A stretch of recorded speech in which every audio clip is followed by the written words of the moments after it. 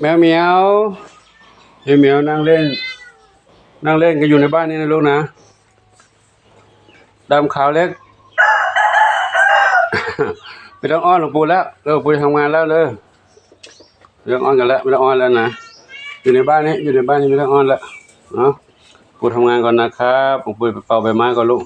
ใบไม้วางก็เป่าแล้วแต่ตอนเย็นก็เป่าแล้วมันเมื่อคืนนี้ร่วงมาอีกครับเดี๋ยวนี้เป่าสักหน่อยเนาะเดี๋ยวน้องเหมียวจะเล่นกันไม่สนุกมันโลกรู้ ไม่ต้องตามเด็กๆไม่ต้องตามเนอะแพนด้าน้อยกับน้องสมาชิก8เล่นด้วยกันนี่3-4นี่ก็อ้อนเหมือนกันเลย3-4นี่ก็อ้อนหลวงปู่จ้ะ3-4น้อย3-4แล้วอ้อนหลวงปู่ไม่ต้องอ้อนลูก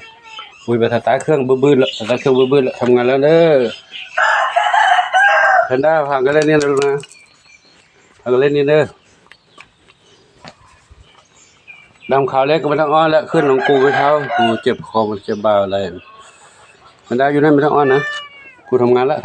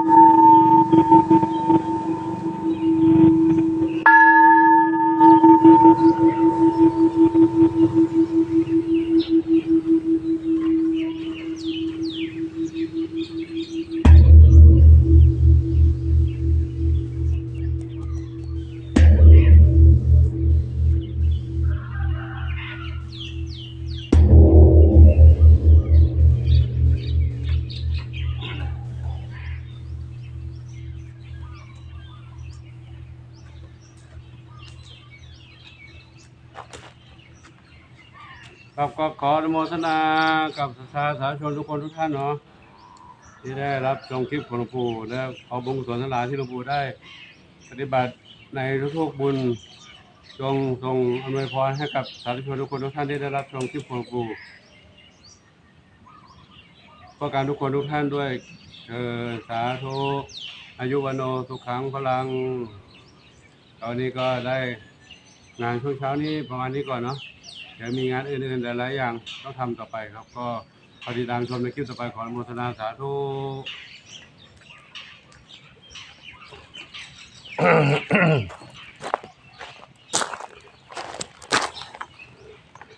ครับก็ได้งานขึ้นมาดูสะอาดขึ้นเนาะถ้าไม่ทำก็จะรกเลยนี่ก็มีเห็นเป็นพื้นสวยงามและสะอาดแล้วนะไม่มีใบไม้ใบหญ้าครับก็ขอพระนิสงส์ผลบุญของสิ่งศักดิ์สิทธิ์ทั้งหลายที่อยู่วัดปู่ชัยแห่งนี้จงอวยพรให้ทุกคนทุกท่านทุกชีวิตที่ได้ร่วมด้วยช่วยกัน